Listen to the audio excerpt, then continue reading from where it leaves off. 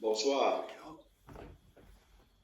je suis Mbombo Mathieu Emmanuel, le directeur de publication du journal Climat Social,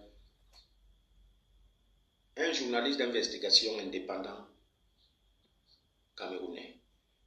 Je suis un activiste camerounais. Je suis le président de la Ligue nationale de défense des droits des personnes défavorisées, en abrégé l'INADEF, une association qui défend les droits de l'homme. S'il vous plaît, venez-moi en aide. S'il vous plaît, venez-moi en aide. Je suis au bout de mes forces. Regardez là où j'habite. Et voici avec mes deux béquilles. Voilà l'autre. Voilà mes deux béquilles. S'il vous plaît, venez-moi en aide. Les autorités camerounaises veulent me tuer à cause de mon travail de journaliste que j'ai fait avec professionnalisme et selon la déontologie journalistique. Regardez là où j'habite. Regardez là où je dors. Vous-même regardez. Regardez là où je dors, s'il vous plaît. S'il vous plaît, aidez-moi. En 2020, les autorités camerounaises m'ont kidnappé par 6 militaires cagoulés. Ils m'ont séquestré au ministère de la Défense. Tu le connais, Comme non? le ministère de la Défense était au Tu le connais. Le commandant de la sécurité et de la sécurité militaire, on appelle la CEMIL au Cameroun, Émile Joël Banque m'a torturé avec mes pieds coupés. J'ai les pieds coupés. Il me déplace avec l'aide d'une prothèse, d'une chaussure orthopédique et de béquilles. Il m'a torturé de 11h jusqu'à 23h. Jusqu'à m'amener au ministère, au secrétariat d'État à la défense, chargé de la gendarmerie, où on m'a gardé pendant 3 semaines. Abusivement, après qu'on dit au tribunal militaire, grâce à la communauté internationale, après qu'on m'a jeté en prison pendant 16 mois, j'ai été libéré, purement et simplement, j'ai été acquitté, sans être condamné, ni jugé. Depuis ma sortie de prison, je ne parviens plus à faire mon travail. Je n'ai plus rien, j'ai tout perdu. Mes enfants sont les mendiants aujourd'hui. Je vis à Yaoundé. Après l'assassinat de mes confrères, mes collaborateurs, mes amis sincères, Martinez et Père Jean-Jacques Oulabébé, comme ils savent que je connais ce qu'ils ont fait, j'ai des informations, parce que les vrais commanditaires de l'assassinat de ces journalistes sont dehors, même les assassins. Ceux qui sont en prison là, ce n'est que de la politique. Les vrais commanditaires sont là, d'autres sont à la présidence de la République. Aujourd'hui, il faut m'assassiner parce qu'ils savent que je connais la vérité. Partout où je suis persécuté. Je ne sais plus à quel sein c'est voué. Je ne sais plus à quel sein c'est voué. Que les organismes internationaux qui défendent les droits de l'homme, qui défendent la personne défavorisée, qui défendent la personne handicapée, que les organismes internationaux qui défendent et protègent les journalistes viennent en aide. Regardez, je vis dans un cachot. Si je vous dis que 3 jours, je n'ai pas mangé. Je ne peux pas m'amener mes enfants ici, de peur qu'on nous tue tous. Aidez-moi. Regardez un journaliste de mon rôle. Je suis un journaliste hors échelle dans les investigations. Un défenseur des droits de l'homme. Regardez là où je suis. Regardez là où je dors. Voilà mes sacs. Regardez là où je suis, s'il vous plaît. Regardez là où je dors par terre. Regardez. Et s'il vous plaît, venez-moi en aide. S'il vous plaît, venez-moi en aide avant qu'il m'arrive le pire. Juste 3 jours, je n'ai pas mangé. Mais voici. Les enfants, avant de regarder où vous êtes tombé, parce que ça c'est là où il est tombé, il faut que vous regardez où vous avez glissé. Et c'est ça le plus intéressant.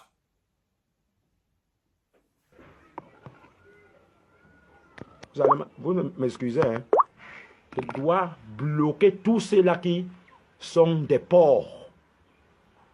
Ici, c'est des vrais hommes, les gens qui vivent, qui ont été éduqués, pas avec le cerveau de la chèvre.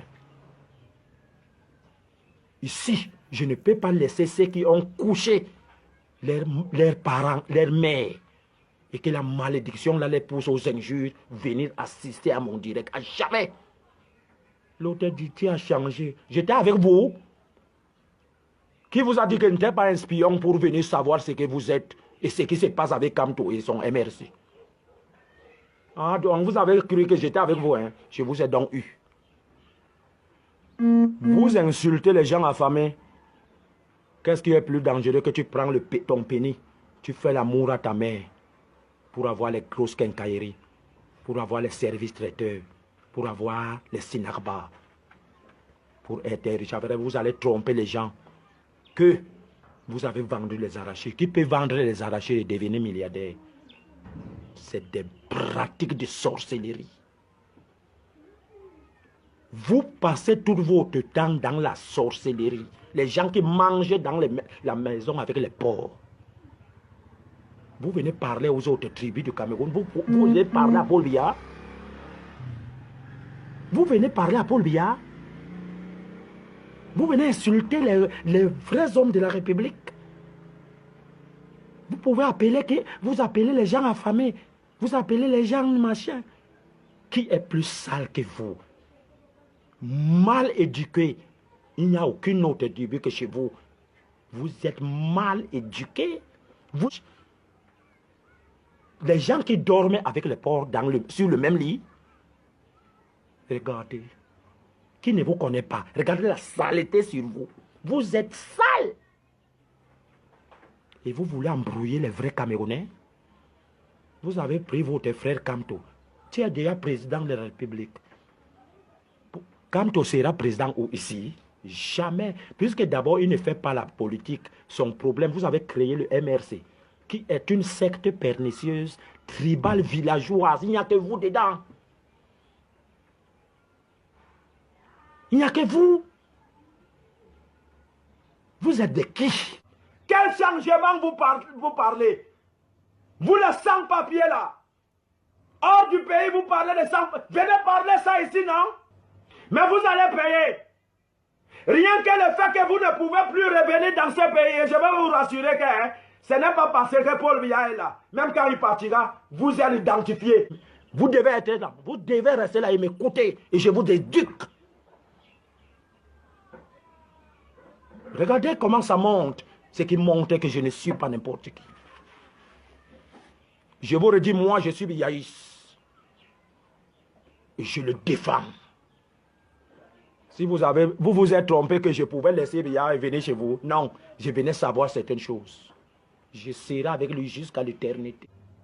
Ah! Monsieur Biya, c'est toi-même, hein, ton amour, hein, ta patience, hein, ta miséricorde, hein, ta compassion, hein, dépasse, je vais dire, pour Dieu vivant.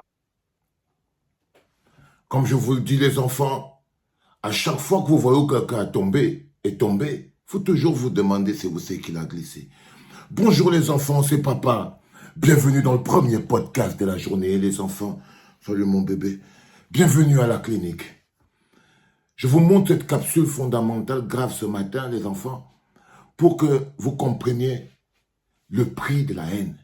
Le prix de la haine, parce que chaque chose a un prix dans la vie. Chaque chose a un prix dans la vie. Lorsque vous avez le cœur rempli de haine, je vais vous raconter une histoire biblique. C'est l'histoire d'une femme et de sa fille. Elle vivait, la mère était très dure. Elle était riche, mais elle était très fermée. Oh, tout pour moi et mon fils, rien pour les autres. Tout pour moi et ma fille, tout pour moi et ma fille, tout pour moi et ma fille. Elle avait vraiment de la haine pour les autres. Et sa fille était un peu triste parce qu'elle ne trouvait pas que sa mère était très gentille. Et puis après, ils ont eu un accident de voiture. La mère et la fille sont mortes. Évidemment, vu que la mère, elle était méchante, elle est partie en enfer. Elle est descendue dans les abîmes. Et la fille, elle était très gentille. Sa fille était très gentille. Sa fille n'était pas comme sa mère, elle était plutôt gentille. Donc elle est partie au paradis. Alors elle est au paradis et sa mère est en enfer. Sa mère se bagarre avec les petits diablotins en enfer. Elle essaye de s'en sortir, il n'y a pas moyen, c'est compliqué. On pique les fers et tout. Et sa fille, elle est au paradis chez Dieu là-bas. Elle ne dort pas. Ouais, Dieu, faisons monter ma mère, non, ça fait longtemps qu'elle est là-bas en bas. Dieu dit que ta mère a le cœur tellement sec qu'elle ne peut pas, elle peut pas venir ici au paradis. Elle dit que non, ouais, Dieu, avec tous les prières que j'ai fait, s'il te plaît, fais venir ma mère, fais venir ma mère. Dieu lui dit que ta mère que je vois en bas là, ta mère là que je vois en bas, elle dit que oui. Il dit que bon, ok. Dieu prend la corde, il lance la corde du paradis, la longue corde du paradis, ça tombe en enfer. La femme attrape, elle commence à monter. Elle commence à monter. Pendant qu'elle monte donc pour sortir du paradis, de l'enfer pour aller retrouver sa fille et Dieu au paradis, il y a donc les autres petits qui sont aussi condamnés en enfer, essayent de monter avec elle. Il s'accrochait sur son pied et elle passe son temps. Laissez-moi, laissez-moi, laissez-moi, je ne vous ai rien demandé. Je ne vous ai rien demandé, je ne vous ai rien demandé. Je n'ai pas demandé votre aide, je n'ai rien demandé. Elle bouge, elle bouge, elle bouge. Parce que là, elle voyait qu'elle était un peu en train de monter, que sa fille lui avait lancé la corde et tout. Donc du coup, son côté noir est remonté. Elle a recommencé à vouloir pousser en reniant même l'aide que les gens voulaient lui donner. Donc, laissez-moi monter, laissez-moi monter. Pouf! La corde se coupe. Elle retombe en enfer. Et Dieu regarde sa fille et il lui dit, tu vois, je t'ai dit que ta mère a le cœur tellement noir et tellement sec que même si on lui envoyait 10 cordes, ça allait toujours se couper parce que cette corde que tu vois là, sa dureté, ce n'est pas... La dureté de sa corde, c'est l'amour que tu as dans le cœur. Plus tu as de l'amour dans le cœur, plus la corde est solide. Moins tu as de l'amour, la corde se fragilise. Donc, elle voulait encore commencer à monter toute seule, disant aux autres, laissez-moi, je m'en sors maintenant et tout. On ne voulait rien demander, pas demander votre aide et tout. Et malheureusement, on voulait la sortir du trou. Et là, la corde s'est coupée. Elle est retombée. Leçon de vie. Lorsque votre combat est animé par votre esprit, battez-vous pour avoir un esprit propre et honnête et pur. Ces gens que vous voyez là ont empoisonné notre pays pendant des années. Ils l'ont détruit en perfusant la population de haine. Regardez-les. Ils sont 2 ou 3 comme ça là au pays. Ils sont pareils. Ils ont même quelque chose en commun. Si vous les regardez bien, ils ont quelque chose en commun. Ils ont 2 ou 3 comme ça au pays. Allez, c'était le premier podcast de la journée, les enfants. C'était papa.